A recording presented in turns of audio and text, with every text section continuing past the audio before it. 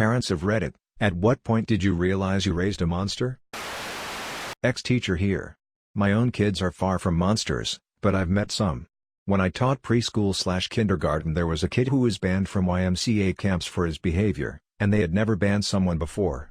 He brought a plastic, thankfully, knife to school and threatened to cut all of us teachers. Told other kids he would burn their homes down after first setting fire to all their toys. He heard me calming another student who was afraid of bees and mentioning I'm allergic but I've never been stung because I don't scare bees. He came up to me, told me he was going to put a wasp nest in my car, lock me in it, and watch me die. He was one of only 2 students expelled from that school in the 15+ years I was associated with it. His mother still didn't realize her son was a monster. She said she ate lead paint when pregnant with him, pica, but claimed he was just fine. Often parents just cannot or refuse to see their children for what they are. My sister is a teacher in a rural underserved area in New England. Her first year teaching, she had a 3rd grader who was out of control and at one point, threatened to bring a gun to school and shoot her. This was a rural area and his grandparents collected firearms, so it was a very real threat. The student could be extremely nice, but whenever he got overwhelmed it would escalate extremely quickly. Multiple times when her kids went to specials, art, library, etc., my sister had to lock her classroom door because he would just be in the hallway, banging on there and screaming that he was going to get her and hurt her. Here's the thing, he has a benign brain tumor. Apparently it was diagnosed several years ago. His mother claimed she couldn't afford treatment, which was possibly true. This was an extremely poor area, and didn't believe her son had any symptoms. Instead, she told my sister multiple times that she believed her son's behavior was because my sister was a bad teacher, and not because he had a literal brain tumor. The kicker is, the school admin felt like their hands were tied and did almost nothing for my sister. She had to go to the teachers' union and get their attorney involved to have him removed from her class. It was her first year teaching and I felt so bad for her. Daughter wrote "F you" and mama dies with her figure scratched out on a piece of paper the other day when we wouldn't let her make lemonade. She's 8. She's gone on rages and destroyed her room before, including throwing furniture around. Not looking forward to her as a teenager. I was in court as a plaintiff waiting for my case. They did all the criminal stuff first. One of the cases was this high school senior who had beat the shit out of his 100 pounds 5'0" mom. She was crying as she was refusing to have him home on bail. She was scared shitless of this kid.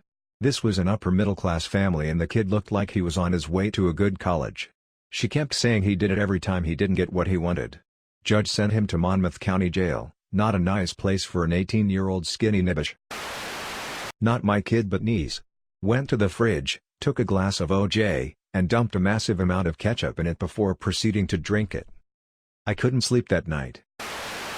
My sister is raising 2 monsters, my niece and nephew. The whole family knows, even their parents know, but neither one of them wants to be a parent and discipline or give consequences for their monsters' actions. My nephew at 7 yelled at my sister at Subway when she asked him to pick out his chips. He screamed, "Shut up you bitch, I want to f***ing choke you."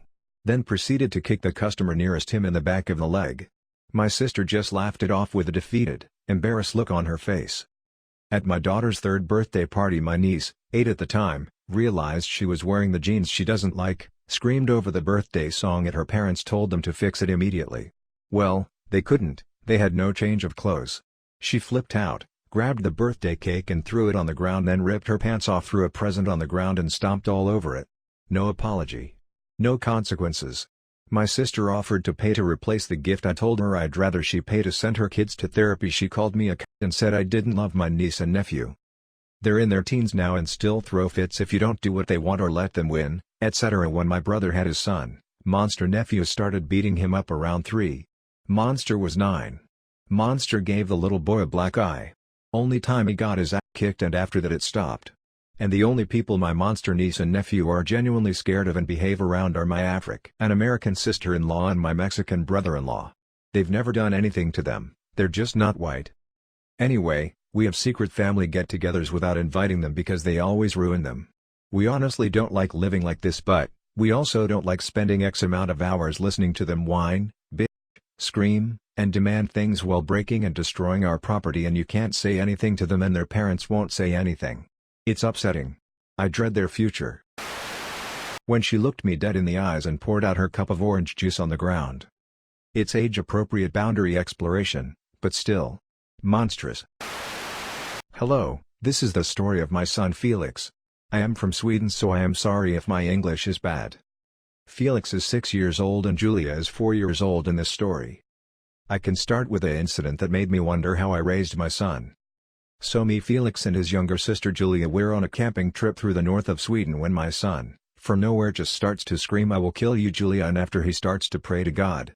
No one in my family is religious, and that is what makes me feel uncomfortable. I ask him, "Felix, what's going on?" And he answers, "Julia wouldn't let me play with her hair." The whole trip I would always check out what Felix was doing because I could just feel his anger of something but couldn't put my finger on what until 5 years later, 2017, when the same thing happened again. Me and my wife had just picked up the kids from school and let them play upstairs while we're cooking food, and then from nowhere we heard the loudest scream saying, "I will kill you, Julia," so I ran upstairs as fast as I could. When I came up to the room my kids were playing and I saw my daughter laying on the floor bleeding from her hair, and besides her my son is sitting praying to God with blood in his hands.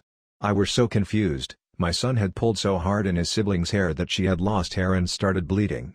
That is the most creepy thing he's seen in my whole life so far. When I asked my son what he has done, he answers to me with most chilling "Boik, I ever will hear Julia wouldn't let me play with her hair, Dad." About 2 weeks after the incident I asked Felix why he pulled her hair. He said, "The man in my head tells me what to do, I can't choose what to do." My son is getting help and my daughter is fine. When he got turned down for art school. In public he always pretends like he doesn't know me, and at home I only see him if he is hungry. I recommend to not get a cat because mine is an asshole. I tried to be a good mother, really I did. But looking back, the deck was pretty stacked against us from the start. Me and my son grew up poor, and I mean really, really poor, in the back end of nowhere, and I had to work all the time. I was basically a slave. I certainly got treated like one. For childcare, like I could afford that. I used to leave my boy with the owner of the local store, a fat Jewish guy I got to know, and he did his best looking after him in exchange for the little guy helping out. I suppose it was child labor, but what can you do? One day, I got lucky when some rich out-of-towners suffered a breakdown on the edge of town, and came into the store looking for help. They were really impressed with my son's resourcefulness and know-how, and they were obviously upset at his potential being squandered, so they offered to fund his education. The only catch was it would have to be at boarding school, because there was no schools nearby worth a damn. I knew I would miss him like hell, but this was his big chance, and I jumped at it. But when he came back, God, he had changed. The next time I saw him I'd been kidnapped by sand people, and my sweet boy who wouldn't hurt a fly when he was young killed every single one with this lightsaber some idiot had given him. Men, women and children, and he slaughtered them like animals, SMDH.